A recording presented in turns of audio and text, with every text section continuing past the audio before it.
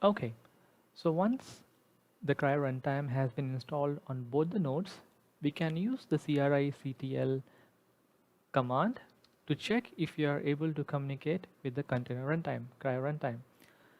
And it responds back with some information, and as you can see, the runtime says that it's ready.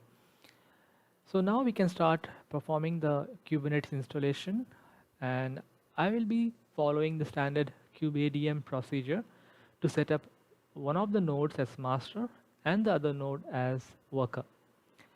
Now, as a part of this documentation, you'll find that it also talks about installing the runtime.